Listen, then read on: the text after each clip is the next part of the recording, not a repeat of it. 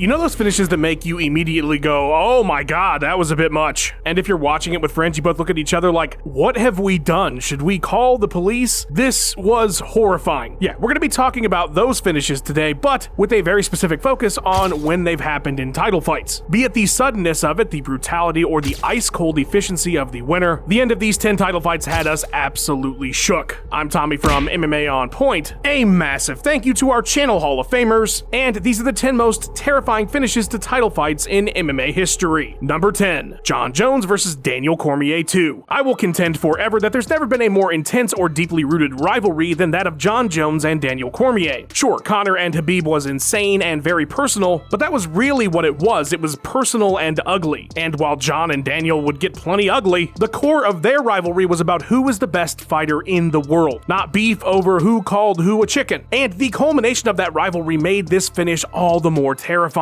Unlike many of the stops on this list, this was not clean or painless. This was a brutal beatdown. After the head kick that starts the sequence, if you go back and watch, Jones doesn't land another strike until Cormier essentially topples over, still unable to recover from the kick. And that is when Jones lays in some of the nastiest ground strikes you will ever see. The final 5 DC is not even moving anymore. Man, it is hard to watch, and it was scary seeing blood that bad end that violently. The tears of Cormier afterwards only added to just how raw this entire situation was for both fighters. Number 9, Joanna Jędrzejczyk versus Carla Esparza. Fighters often make the analogy about taking their opponent into deep waters, and I don't think I've ever seen a fight that has ever felt more like watching someone drown another person than Joanna Violence versus Carla Esparza. She is just suffocating her with pressure the entire fight. It doesn't matter what is happening. Through all 16 of her 17 failed takedown attempts, Jędrzejczyk is just moving towards Esparza constantly and landing big shots over and over. At this early phase in the strawweight division, UFC fans weren't sure the level of striking we were going to see, and Joanna showed them they were going to get all the violence they wanted. The flurry that ends this fight is fast and furious, but it's really the accumulation of everything up to that point, and the look on Esparza's face as she starts to go down and the referee jumps in, it just makes you say, Jesus, that was a lot, wasn't it? Number 8, Anderson Silva versus Rich Franklin. While Anderson Silva shocked in his debut by demolishing Chris Lieben, it felt like a whole different level taking on a guy like Rich Franklin. I mean, this was Rich Franklin, the best middleweight UFC champ ever up to this point. I know there weren't that many, but still, he seemed like he could be the face of the company going forward. But we really didn't know what we had in store for us with the Spider, and Rich found out in the most brutal way possible. The last 90 seconds of their first encounter, Franklin escapes Silva's clinch for maybe a second. And the look on his face when he does after brutal barrages of knees is, oh my god, what is happening? Silva finishes the horrifying sequence with some head kicks and a final knee in the clinch that just buckles the champ and puts him out. It was the clear beginning of a new era, and it started in the most devastating way possible. Anderson felt like he was from a different planet, and the terrifying way he put Franklin away, as well as how he did in their rematch, really set the tone going forward. Number 7, Jessica Andrade versus Rose Namajunas. As fans, we're kind of trained to prepare ourselves mentally for the suddenness of knockouts. We know that when someone is throwing, there's a good chance someone connects and puts the lights out. Those moments can still be shocking, but it's another thing entirely when someone gets KO'd in a situation you're not particularly expecting it, which is one of the reasons Jessica Andrade's finish of Rose is so terrifying. The other is, well, we'll get there. So Andrade is just a wrecking ball, right? She loves picking up fighters and just tossing them around. Well, Namajunas had a perfect counter to all that power, and that was locking in a Kimura when she tried to do so, something that she was successful with earlier in the fight. In the second round, though, she would hold it too long and get dumped right on her head and neck, and out of nowhere knocked unconscious instantly. That's the other aspect that makes this one so scary. While she wouldn't suffer any serious neck damage, that is the kind of situation that can turn career-ending fast. And so for her to land so horribly and the suddenness with which it all happened, the second she made impact, everybody at home was shook to their boots. Number 6, Valentina Shevchenko versus Jessica Eye. Joe Rogan called it one of the most brutal knockouts we've ever seen, and man, watching it again, I gotta say I agree. Valentina was a massive favorite here, so I think most going in were expecting her to come out with her first title defense. And just 2 fights earlier, she'd beat down Priscilla Cachoeira in one of the most lopsided and uncomfortable fights ever, so it wasn't like we weren't primed to expect Valentina to potentially brutalize yet another opponent. But this was different. Shevchenko had no knockouts up to this point in the UFC, even though we all knew she could kick, and damn could she. It sounded like somebody taking a baseball bat to Jessica Eye's dome. I mean, it was as much as someone could absorb a head kick at full force. And then the way her head bounced off the mat, the way her legs legs started to shake. It's just a terrifying finish. The commentary team even pointed out that Val's coach looks more concerned with the knockout as it happens than he is ready to celebrate the victory, and the referee, we get a shot of him looking like he's contemplating a new profession. Hands down the scariest title fight finish in any of the women's divisions. Number 5, Wanderlei Silva versus Rampage Jackson 2. While some of the finishes in this video are scary for how instantaneous or seemingly effortless they are, there's one aspect of Wanderlei Silva that made it as terrifying as finding yourself swimming with a great white, and that was his brutality. Vandy was going to brutally finish you. It was going to hurt. It was going to be a bad time. And the scariest title victory the man ever had came in his second bout with Rampage Jackson. Their first encounter in the 2003 middleweight GP final did not end well for Jackson either. A barrage of brutal knees that had the referee finally stepping in. The rematch would be worse though. A quick flurry would stun Rampage and see him land in a death clinch, eating massive knees over and over until the one that hit the button, sending Jackson stiff through the ropes. It was so violent and so fast you could barely register just how bad Page had been KO'd. Vandy was Pride's boogeyman, and it was that finish that kept middleweights up at night. Number 4, Ilia Topuria versus Alexander Volkanovski. Yep, it's the inspiration for this list, and I know that comparisons to Mike Tyson get thrown around all the time in this sport. But one thing about Tyson that made him so scary was the speed at which he would suddenly take a fight to its conclusion. And that is exactly the fear I felt watching Topuria take out Volkanovski. This featherweight title fight was competitive up until the point that it wasn't in an instant. Volk in fact won the first round on all 3 judges' scorecards. For me, as I was watching, it looked like we were settling in for a great 5-round chess match on the feet. Then suddenly a flurry of shots exploded towards the champ, ending with a hook that completely shut Alex off. The way he hit the canvas is absolutely terrifying. Mike Tyson would be proud. The other aspect of this is that Volk at 145 looked nearly untouchable. Certainly not one to go out like that, even with the head kick KO he had recently suffered to Islam Makhachev. The speed and definitiveness of this one, along with seeing an all-time great crumpled up in a heap on the canvas, makes for one of the scariest title changes we have ever seen. Number 3, Davison Figueiredo versus Joseph Benavidez 2. There is so much about this one that makes it hard to watch, and is definitely one of those moments that reminds you these are people in there and this is their lives. The brutality of the fight and the finish itself is one element, Joe B being a good dude and a longtime vet is another. You just hated seeing this kind of thing happen to him on what would be his last chance to capture UFC gold. And then to top it all off, the UFC and ESPN made a documentary about Fight Island that chronicles Joe and wife Megan O'Leary, who was of course also there on assignment for the UFC, through fight week and into how they handled the loss, which is incredibly admirable, especially considering Megan said it's the worst day of their lives. The fight would see Figgy score 3 knockdowns in the first round before bloodying Benavidez up on the ground and locking in one of the most terrifying rear naked chokes I have ever seen that put Joe completely unconscious. I hate letting everybody else down. You haven't let a single person down. I know. We don't love you because you were going to fight for the world title. We love you because of the person you are. Number 2, Francis Ngannou versus Stipe Miocic 2.